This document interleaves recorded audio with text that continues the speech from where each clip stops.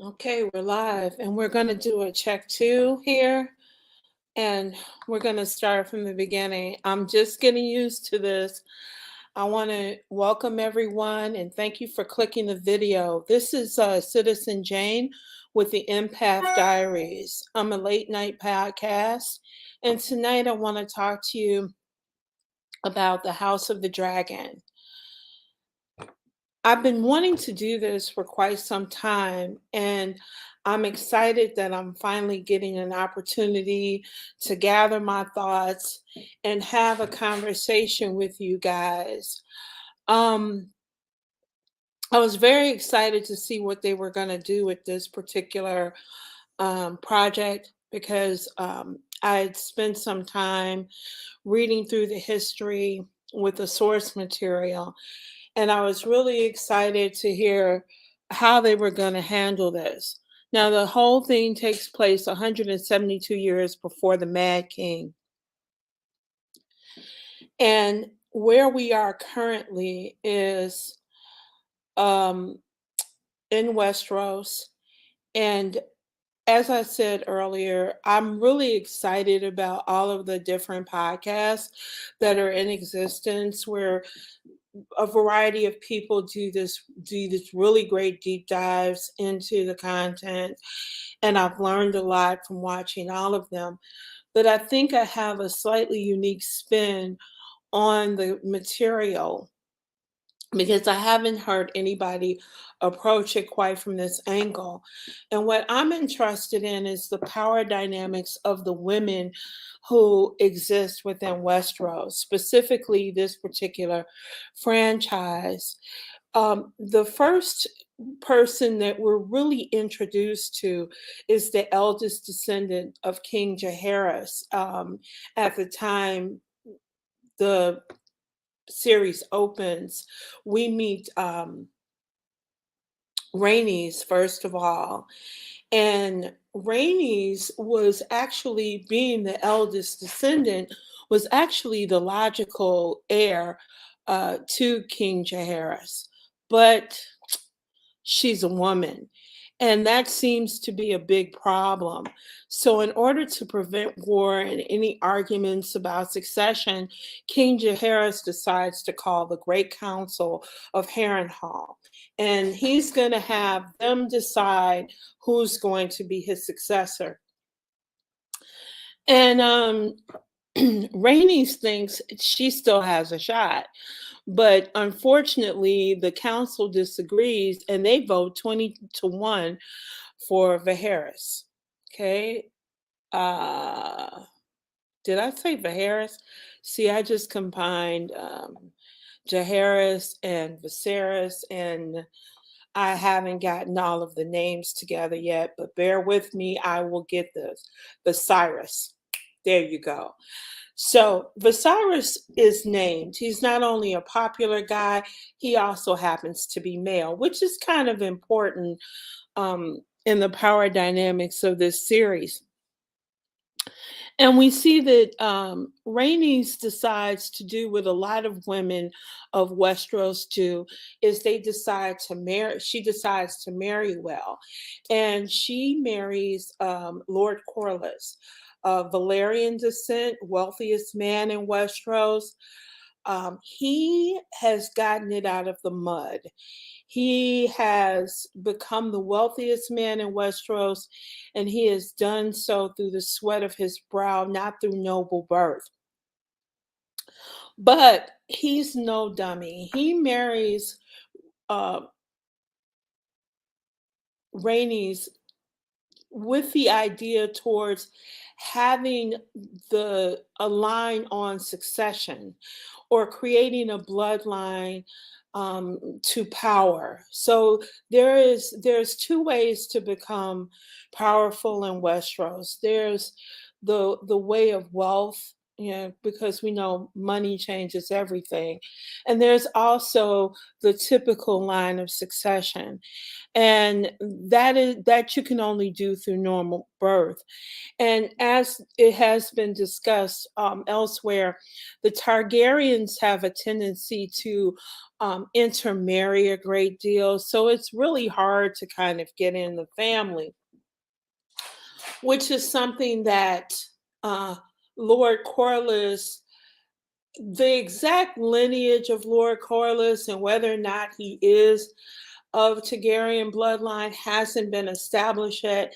It has been greatly debated, but as you can see, he has the coloring of someone who was born in the Summer Isles, but he also has the traditional platinum blonde hair that is associated with the Targaryen bloodline. So that'll make an interesting conversation a lot later. And I don't think that those things are lost on someone as savvy about partnership as Rhaenys is.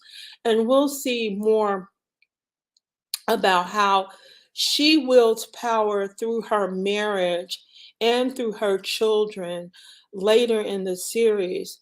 But currently, the thing that I find most interesting about Rhaenys is the fact that even though she is very high up, people mock her for being a woman, publicly mock her without real fear of retribution because they don't see her as actually having any significant power outside of title, right? Because if she had real power, she would rule. And so that has become somewhat of an open joke. Now, Viserys only has one living heir, and he's in the same position as King Jaehaerys was. Viserys's living heir is a girl, dragon rider, popular at court, Rhaenyra. And Rhaenyra, um, in this episode, is first introduced to us as this warrior princess. She's very much modeled after the Valkyrie. She comes in on a dragon, you know, from the hunt, so to speak, riding her own personal dragon, Syrex, and she's introduced as needing to learn her place. It is almost as if they're accepting of her free spirited nature because she is a child, right? She's very young. She's 14, 15 years old. And that's a very comfortable place for everyone to have her. She's exceedingly beautiful, and they figure that with time, she will come into the fold, right? Um, Her mother currently, Queen Emma, is currently with child. And this is the initial conversation that I think really introduces us to a moment that really formed Rhaenyra's idea of how to rule and what women's role is and what her options are. And her mother sits down with her in one of the very early scenes of the program and explains to her that, yeah, you can come in and smelling like dragon and you can have your fun now as a child, but pretty soon you will understand that this discomfort you see me experiencing is how you serve the realm. The child bed is your battleground, right? You won't be off flying dragons. You'll be here like I am having children. And she's like, "No, mother, I'm going to rule. I'm going to be the next in line. I'm already a cupbearer for father."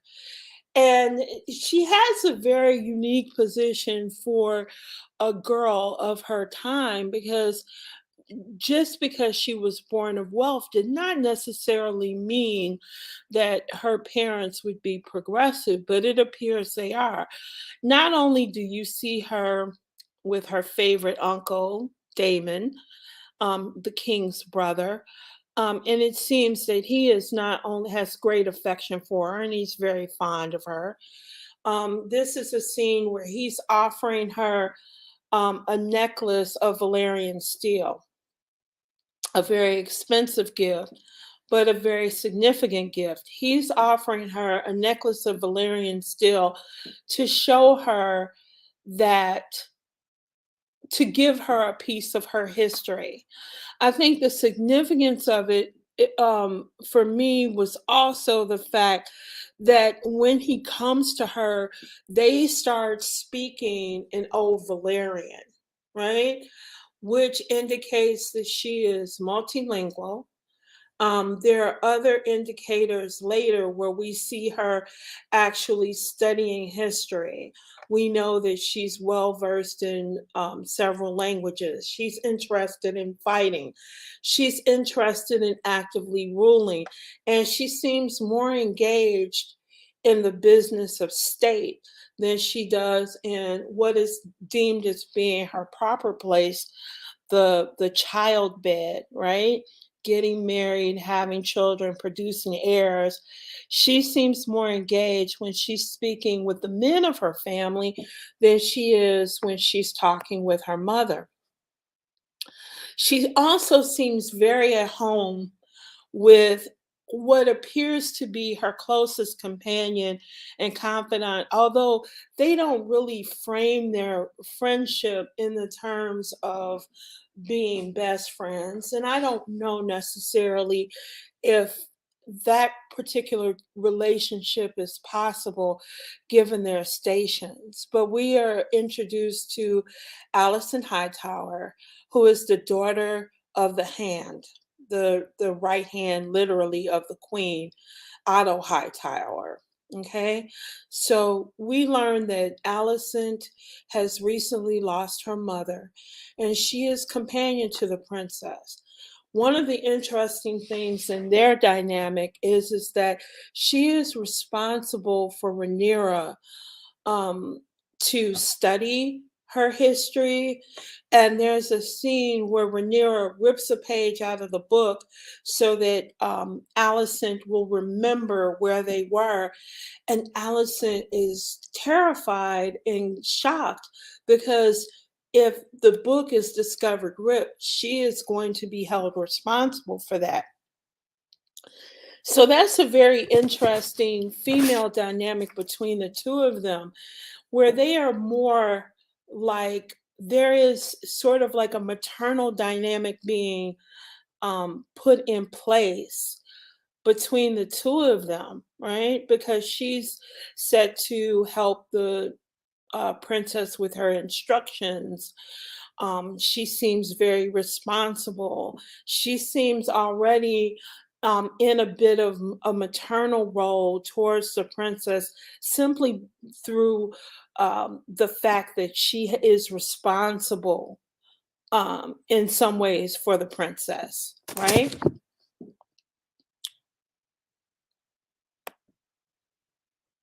And so we see that um, the king, Viserys, is focused currently not on his daughter, but on his wife and the fact that she's pregnant currently. And there is this sort of preoccupation with who his heir is going to be, because currently he is a king who, without an heir, who only has a daughter, a valuable tool in bartering for power and position, because we can always marry her off to someone or even marry her within the family. But the real focus of his attention is the heir, which his wife is housing right now, being as she's pregnant. And in these scenes between Viserys and Amma, you see that she is really concerned about her duty as queen, right? She specifies here that this will be her fifth attempt in 10 years. And she says, please let this be the last one. She begs him.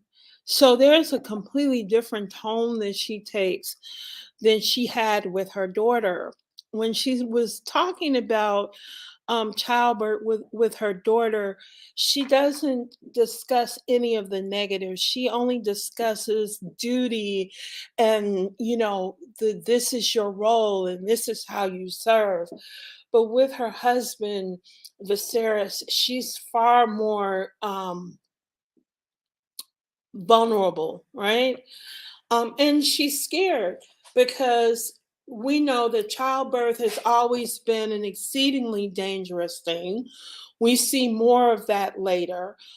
She's already had several miscarriages and um, a couple of stillbirths and only one live birth. And unfortunately, that was a daughter, right? She produced a daughter. So the question then becomes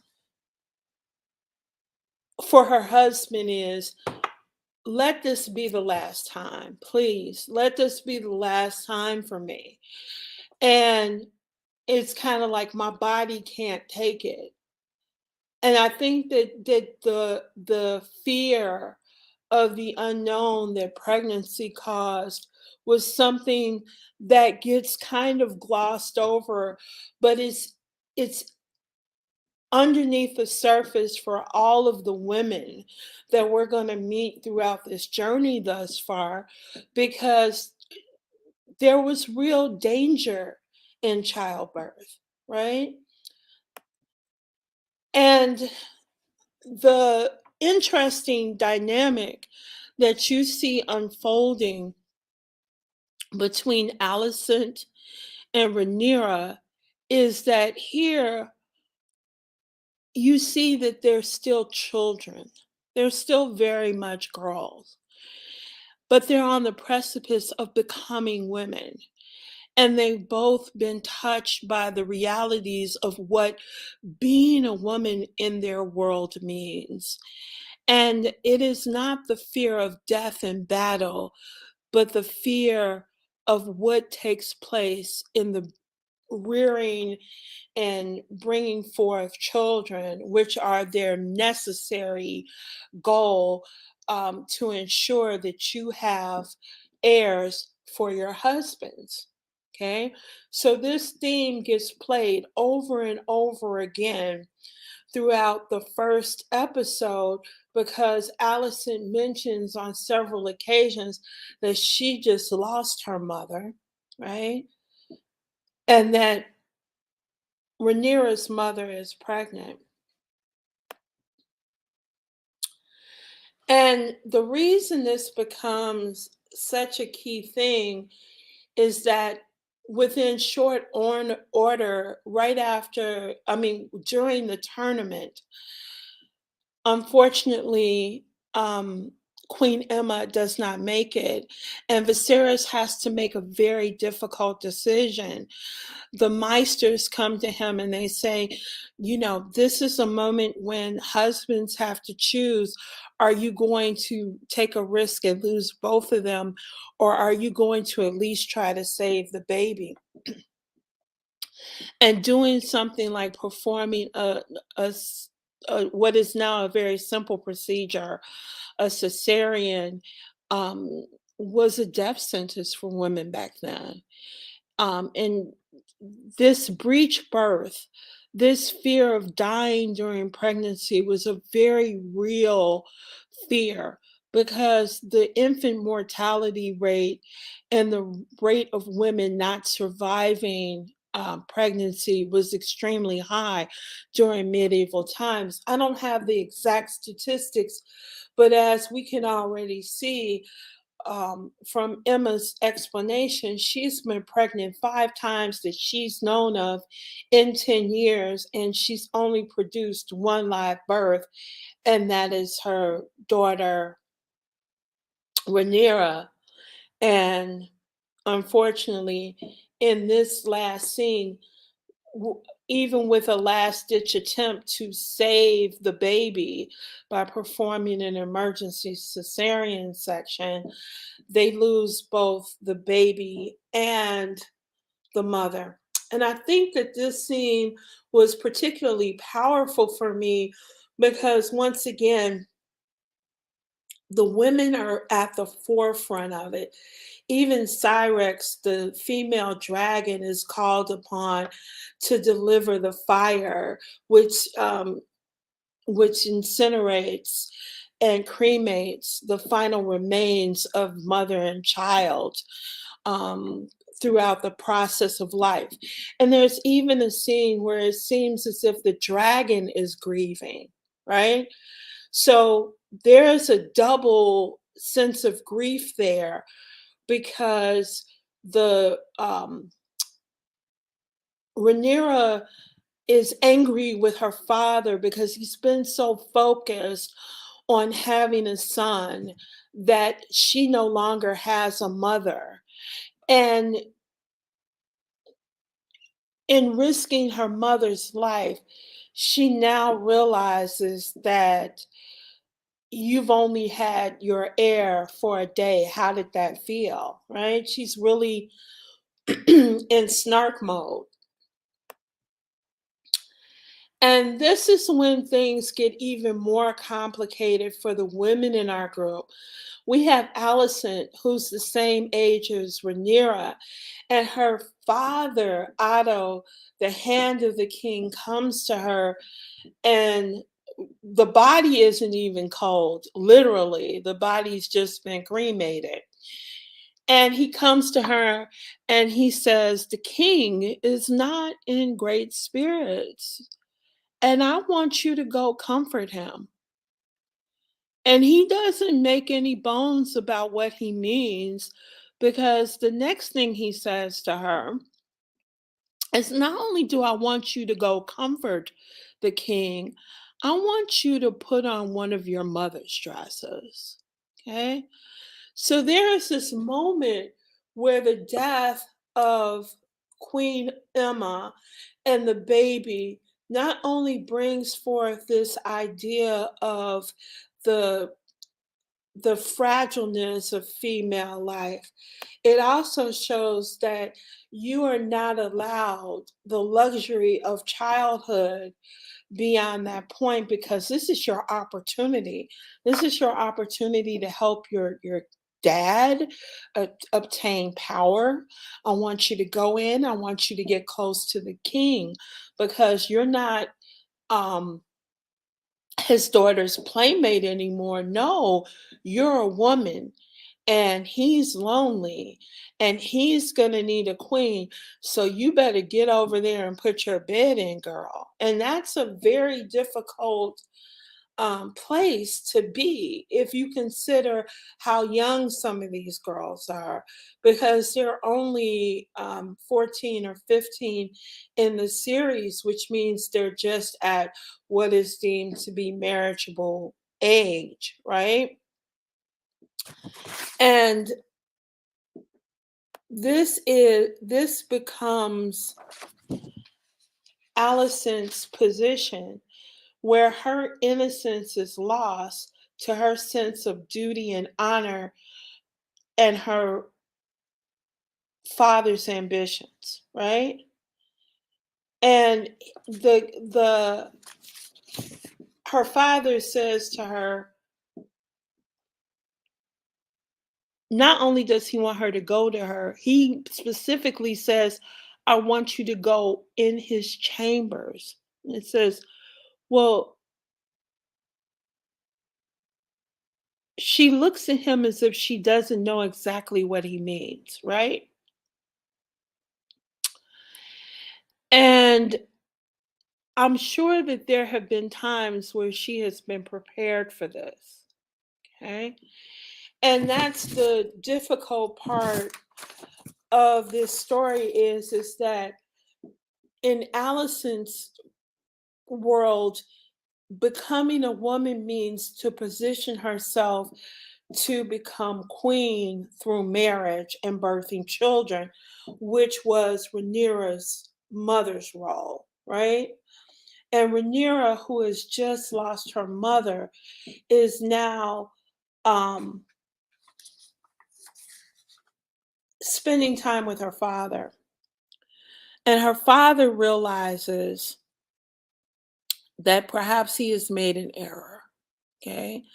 Because he's left with no other heir except for Rhaenyra. He doesn't have a current queen. And so he must prepare Rhaenyra to lead. And so he says that, maybe I've made a mistake and it's really been you all along. I mean, after all, you are a dragon rider and you've been chomping at the bit to take over. And I don't know how any of the council is going to feel about me turning over the reins to a woman. Excuse me. Or if that would be something that you would be able to master and handle the stress of. But you know what? I'm going to go ahead and I'm going to try it. And I'm going to see how it works for you. And so he allows her uh, he prepares her to be the next in line. And part of this preparation is to tell her about a dream, a prophecy that he has had, and he to hand down the prophecy of the Targaryens, which is the story of fire and ice, where the last day of men approaches, and in order for men not to succumb to the winter, a Targaryen must rule and must fight the forces of evil. And one thing that is a common thread throughout all of the books of Game of Thrones is that you really have to be careful of prophecy and dreams. While they are foretelling, the problem frequently is that they aren't exactly accurate. They don't come with, you know, um, they don't come with legends and dictionaries and charts and graphs so that you can exactly chart when something is supposed to occur or how it's supposed to occur.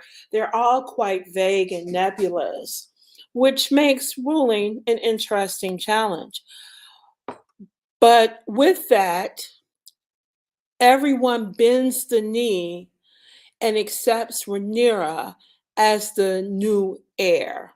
Okay, so the king has lost his line of succession by birth with the loss of his queen and the death of his son.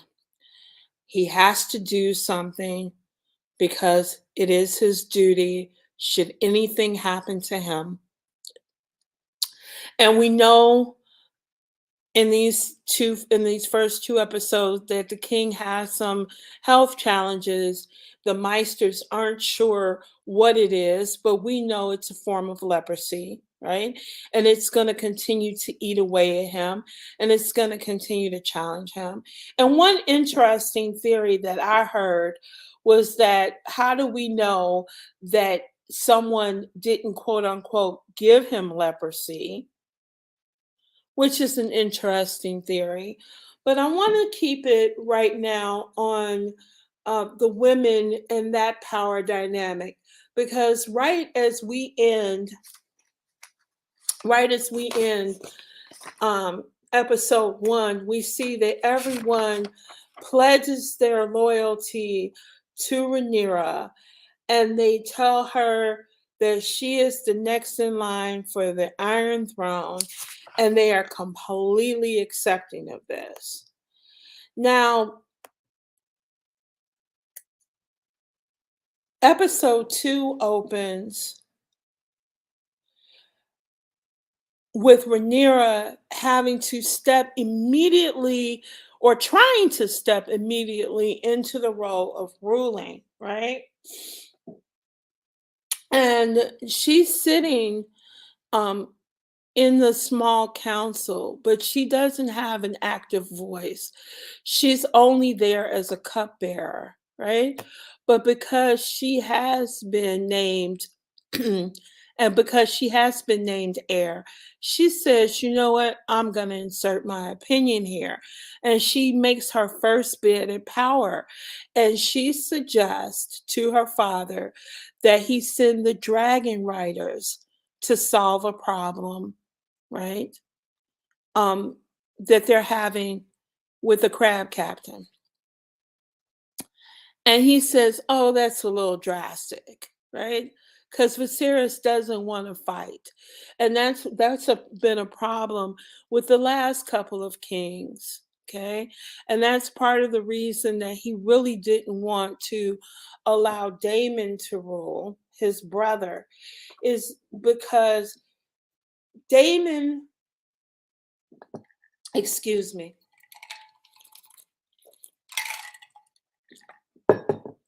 because Daemon is going to want to fight. Okay. And the king is one of those people who believes in diplomacy and strategy and alliances to avoid war, whereas Damon is more along the lines of power for power's sakes and showing that power through a display of force. And those are two opposing ideas of how to rule. And what is interesting here is that Rhaenyra, as a young woman, even sees and tries to offer her father counsel by saying, hey, look, we got dragons, right? And isn't that what you discussed with me in the last episode? What differentiates us from everyone else? And it is the fact that we are believed to control the dragons. And she also tells him that without the dragons, we are like everyone else. Okay. And that's going to be a key message, I think, throughout this whole season.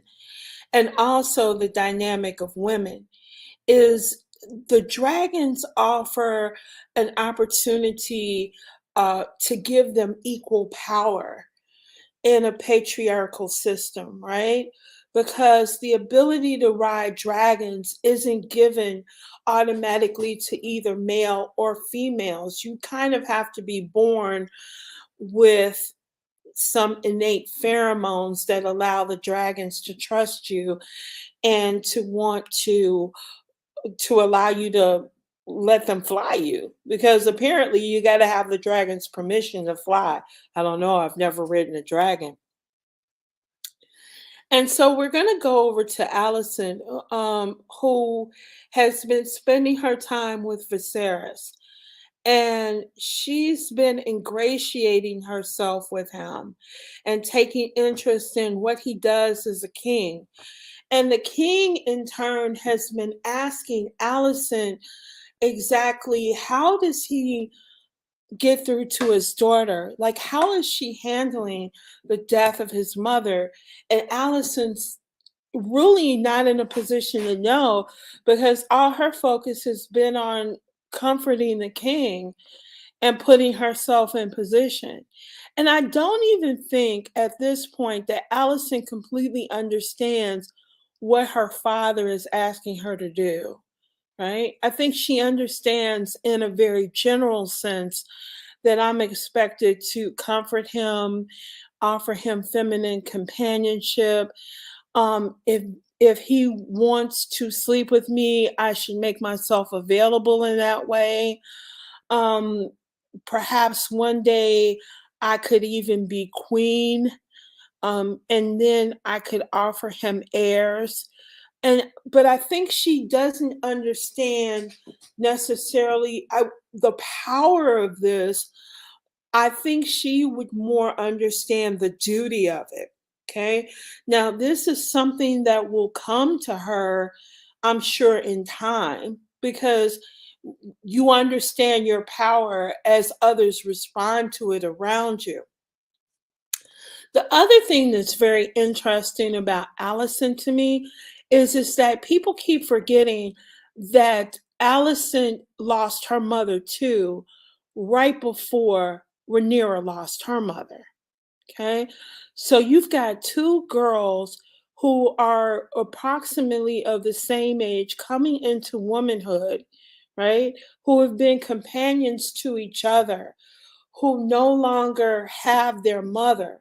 So they're negotiating and navigating the whole reality of loss alone.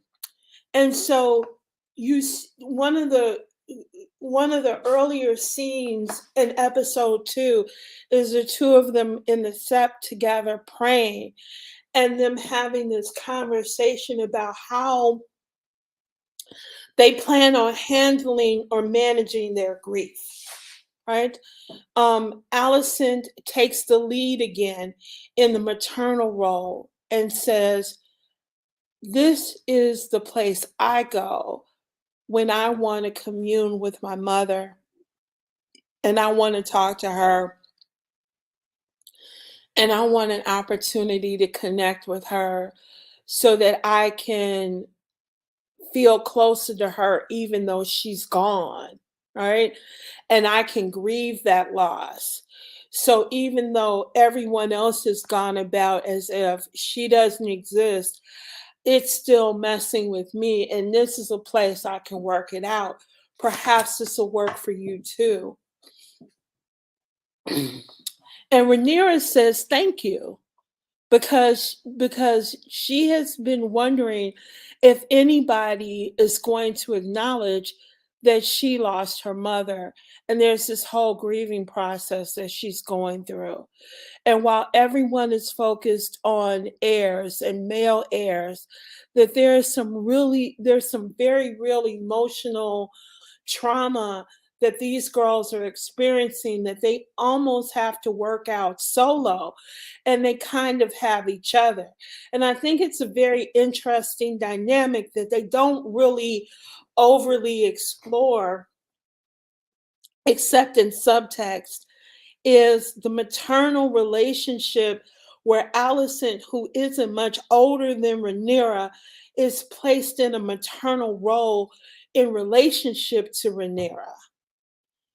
And she is put in charge of helping Rhaenyra manage her emotions with regards to the loss of her mother.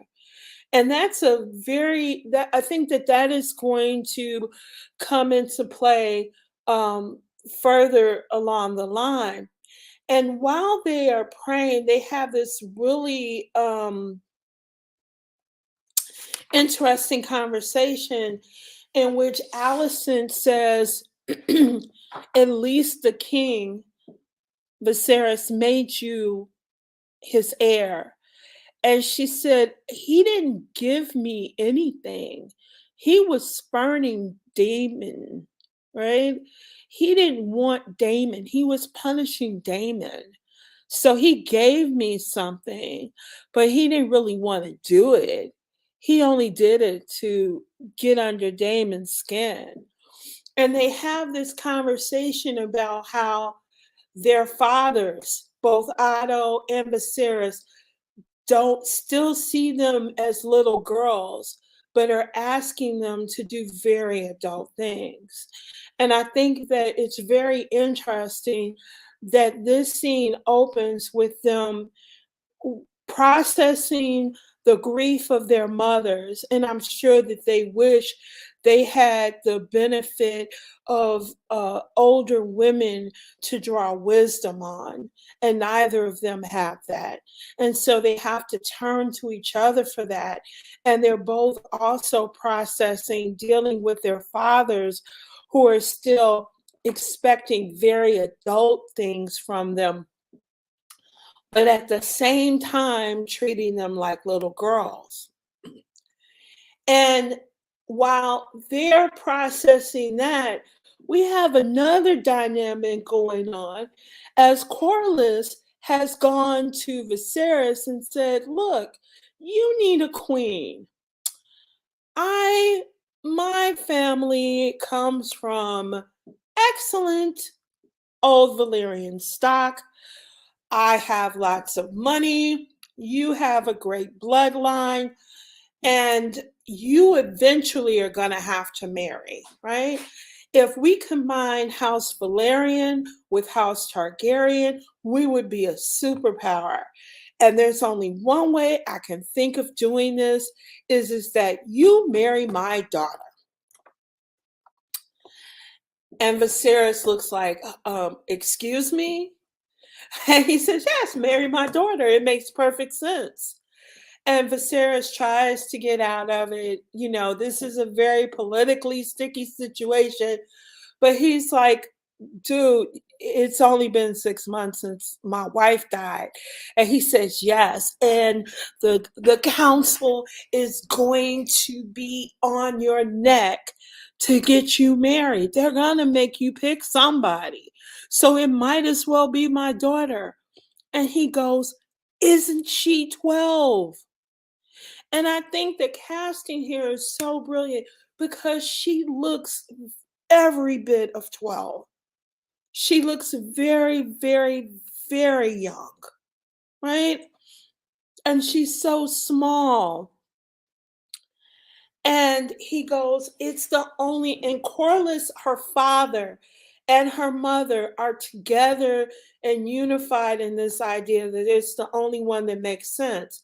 And once again, we see where women are rendered powerless and used as bartering chips for power, without actually having any power themselves. And here you see in the next scene, Rhaenyra has resolved that she is going to take Alicent's advice and she's going to actually try to talk to her father and she's going to do the mature thing and she's not going to manipulate him. She's going to ask him for what she wants. And her father's like, yeah, you'll get married, you'll have children, and that will be your life, right? And she goes, but what if I want more than that? And he goes, yeah, but you're a girl, right? And he informs her that, you know, you may not like this and it has nothing to do with your mother. I miss her terribly. But honestly, I'm going to have to get remarried. The small council is going to tell me that I have to get a wife. So regardless of how I feel about it, I want you to know so that you're not upset later, right? She agrees. And Viserys tries very hard to get into the idea of marrying Lena. But the time that he spends with Lena, it becomes painfully obvious that Lena is a child. The conversation in the garden between the two of them is she's asking about dragons and she displays a very youthful enthusiasm for the dragons and learning about dragons. And he's talking to her as if he's spinning a tale for a child, right? And there's actually she hasn't even finished growing fully yet. So she doesn't even have the stature or the presence of a woman. And she's so much smaller than him, she looks even younger and smaller, right? And in the garden, she makes the first offer of herself to the king, and she says, I would be happy to join your house, and this would be wonderful. And, I'll give you lots of children, and these children will all be beautiful Targaryens, and everything will be wonderful. And yeah. And he goes, did your father tell you to say that? And she doesn't say anything. And so he asked her, he says, what did your mother say to you? And she says, my mother told me that I would not have to bed you until I was 14. And that small snatch of conversation shows the delicate balance between childhood and adulthood for girls. Like there is this complete innocence that she has of being a child and looking childlike and experiencing the wonder of dragons, right?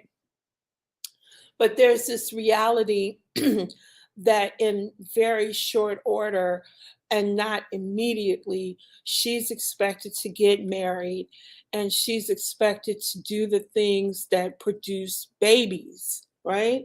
So there isn't any talk of love or pleasure in terms for her.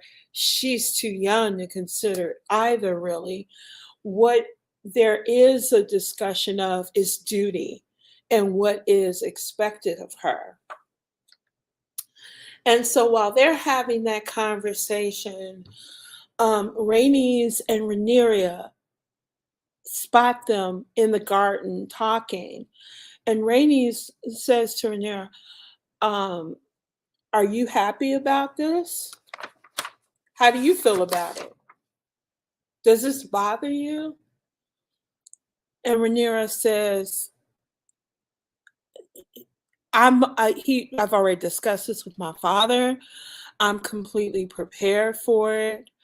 I don't think it should bother me. He's assured me that I have nothing to worry about, right? And she says, do you really understand what this means for you? The king will take a queen, yes, and they will have children, and eventually she will have a son, and that son will be named heir. And Rhaenyra goes, no, I have been promised the throne. I am next in line. They have taken the knee to me. And Rhaenys says, no, sweetie. They had an opportunity to name a queen at the Great Council, and they chose not to. And Rhaenyra does what teenage girls do. Excuse me. She does what teenage girls do. And she says, no, girl, listen, that was your story. It's not going to be mine. They took the knee from me for me. You were the queen that never was. And then Rainey says, my favorite quote of this whole episode is men would sooner put the realm to torch than to see a woman ascend to the Iron Throne. And I think that this this is the power dynamic. Excuse me. This is the power dynamic that I've seen throughout this series with regards to women, right? Is Rhaenys is in a sense acting as her mother because she says, look, sweetie, you don't really have a mother anymore. And I don't know what your mother told you, but this is inevitable. And Rhaenyra says, wait a minute, we're talking about your daughter. How comfortable are you with these realities for her? And she says, no, I don't like it any more than you do. I accept it because I know it is. And I'm here to tell you how it is. And so it's very interesting. And I wonder, is Rhaenyra going to be able to accept a woman's place in Westeros? Is Rhaenys correct? Or is Rhaenyra correct in that when she ascends she to the throne, she will change things? Well, we've got a peek at how history unfolds further on down the line. But the truth of the matter is, they're both right. And while we're while those two are hashing that out, Damon is on Dragonstone and he has just sent word to the king that he is going to marry Mysera and that he is taking a second wife and that he has confiscated the egg of the child who did not live, and he is giving that to the next heir, which is his, and the child that Mysera has growing in her body. So he invites the king to come to Dragonstone to witness his wedding. And it's kind of a middle finger situation, right? Because Damon is now saying, look, you exiled me, but I am going to once again use a woman as a power chip in our power play, right? I'm going to use her body and an heir as an opportunity to get under your skin and to create a bid for the throne. Okay. So, what we're seeing here is that Damon does have a legal wife who he does not sleep with, who is on her own island, who he hasn't seen in years, right? He's been too busy gallivanting in the pleasure houses, and he has basically fallen in love with Mysera. And while Mysera isn't his quote unquote legal wife, she is his woman, right? And he has every intention of making her his queen, at least while he's on Dragonstone, and impregnating her. And she has not said a mumbling word. Now, the king, Viserys, says, I need to go and talk to my brother. And Otto says, no, no, no, you're far too valuable to do that. I'm the hand, I'll do it. So Otto goes and he talks to Damon, and it doesn't go well because Damon basically says, he laughs in his face. And he says, look, I'm not doing anything you say. I'm not giving you a dragon's egg. And he basically tells him, if you're feeling froggy, jump. Okay. You know, baddest one slap my hand. He is not afraid of Otto at all, in the least. Even Otto having the backup of Sir um, Christian, who bested him during the tournament in the first episode, isn't enough to make him stand down, especially when he's standing with a full with a full army of golden cloaks who are loyal to him. It is at this moment that we see Rhaenyra ride in on her dragon against her father's orders.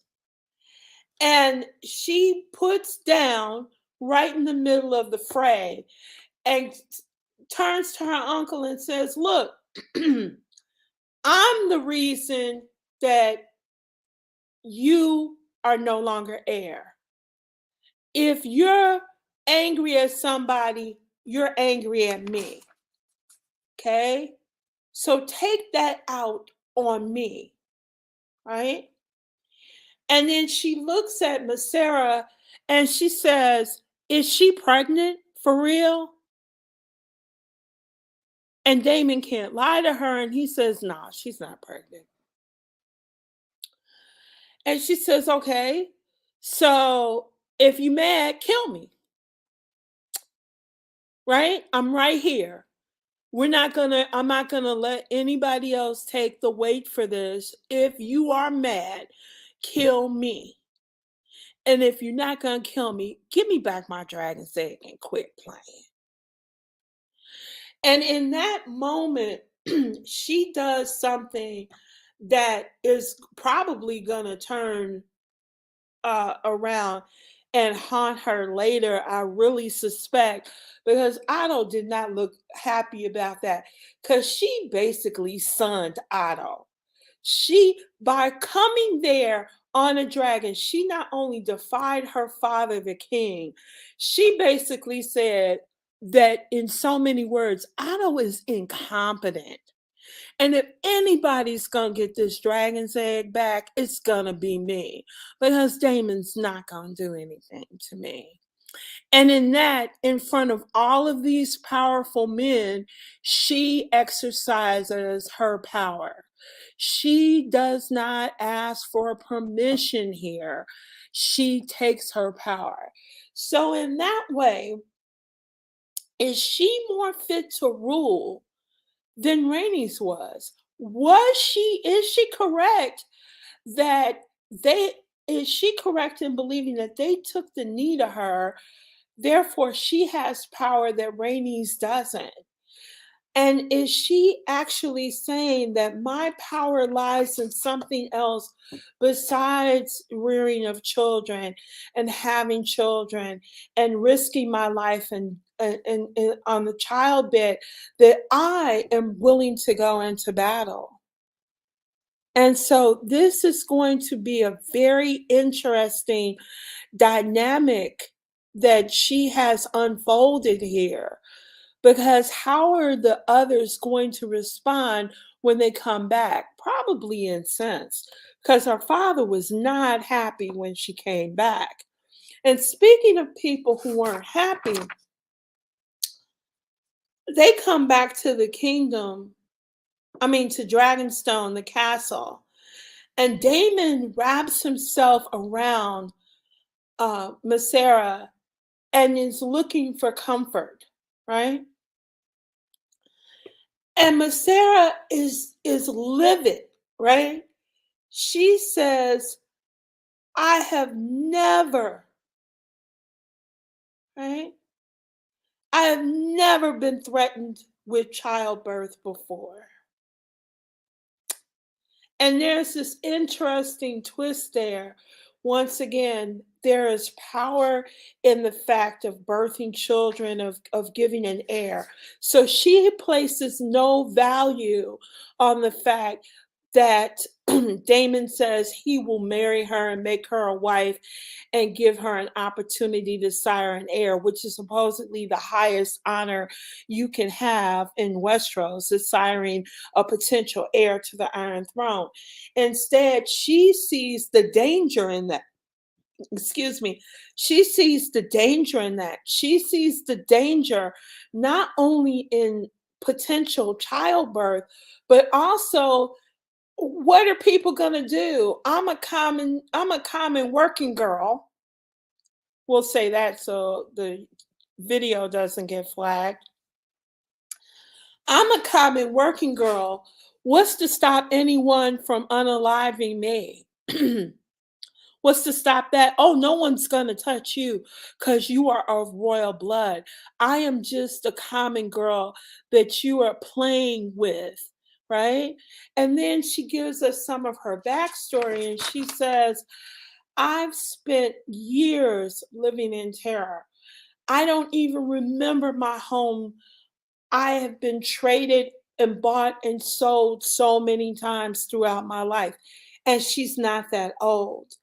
And she says, "I didn't come into your service wanting gold or wanting titles or any of that. I came to be liberated." And he asked her, "What do you want to be liberated from?" right? Because he considers himself and being with him the ultimate protection. And she says, I came to you to be liberated from fear. And you're playing with my life right now. Okay. You've got very powerful people who see me as completely disposable, and you're toying with the idea that I may be carrying your heir. And there are many people who are in line for this throne. She understands what all of this means. Not only that, you're willing to risk my life in childbirth. Do you know how dangerous it is to have children? You're willing to risk my life in childbirth because you feel like you want to be in charge. Miss me. And with that, she became one of my favorite people. Now, back at the kingdom, after Viserys gets through having the meltdown about his baby Rhaenyra going off, he's like, "You are my only heir, and you're out here taking chances with your life, and you're flying around on dragons. And what was to stop Daemon from killing you?" And she goes, "Look, I'm fine. And I got the dragon egg back," which was something that Otto wasn't going to do. Because if he had challenged Damon, he was going to kill him.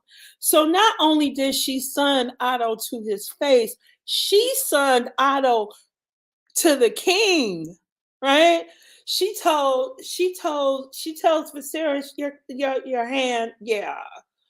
He may be great in the boardroom, but when out on the streets, he is useless. That's exactly what she told him. And so Viserys says, "Look, I've got to make a decision about who to marry." And Viserys talks to one of his small council members and he says, "What do you think I should do?" And everybody tells him that the logical choice is that you marry Lena. And he says, "But she's a child. She's a baby." And they all say, "She'll grow up. Yeah, give her a couple of years." He's not comfortable with any of this, right? And plus, before any of that happens, in their time alone, Allison has been working her mojo. And she's been wielding the power of her femininity, and it's finally working on the king. Because what happens? He breaks one of the figurines from his diorama of the kingdom, and she takes it to the stonemason, has it repaired, boxes it up, gives it to the king, and he is smitten after that. Perfect move. And so the king, after receiving everyone's counsel, declares that he intends, when the spring comes and his time of mourning is at an end, he will marry Alicent and she will be his queen. Now, no one reacts well to this because this is not the political move. This is not the power move. And now you're in the middle of a hotly tested area uh, near the sea. We know Corlys controls the seas or has great sway down there. You've got your brother who is exiled to Dragonstone. You've got a lot of moving pieces here. A marriage to Lena would have solved a lot of problems, but you went with your heart and I think his loins and decided to marry Alicent. And that's great for Otto, but it's bad news for everybody else. On top of the fact that Rhaenyra is no longer happy because she realizes that Rhaenys was correct. Allison is in a better position to produce an heir because she isn't going to wait 2 years to bed the king. She can bed the king immediately. And it won't be long before she's pregnant. And it won't be long before she produces a male heir. And with that, with each child, Rhaenyra's opportunity and security for the throne dwindles away. And she is upset because she knew because her father knew that this was a possibility and he did not tell her. Additionally, Rhaenyra had no idea that the two of them have been meeting and that Alicent has been reading to her father. And so she sees this as a double betrayal. Wait a minute. When did you get chummy with my dad? That's what she's thinking. I thought you were my friend. We've been praying at the Septs. We've been confiding in each other. We're girls. And at no time did you ever mention to me that, hey, girl, I'm reading to your dad. And you know what? I may just be in line to be queen. And dad, you said nothing about messing with one of my friends. You didn't say anything about my friend visiting you and reading to you and you guys discussing history. Where did all of this come from? And so Rhaenyra feels doubly betrayed. And as we see at the close of this episode, because this has been a long live, but I had a lot I wanted to cover, we see that Daemon and Corlys are indeed forming an alliance, right? And Corlys says that we are both alike. We have both gotten it out of the mud. And we're both going to have to get it out the mud again because this alliance, this marriage has put everything we know up for grabs. And so that's episode 1 and 2 of House of the Dragon and my look at the power dynamics and the disposability of women in the kingdom of Westeros. If you like what you heard, I'll keep the new videos shorter because I'll only be doing one episode at a time. And if you like what you heard, like, share, comment, subscribe. I'm new. Trust me, I will get better. It'll get smoother. I'll be a lot more together. And I'll put up notifications of when I'm going to go live so that if anybody wants to join me for the conversation, they can do that as well. Once again, like, share, comment, and subscribe. And thank you so much for clicking on the video. Take care now.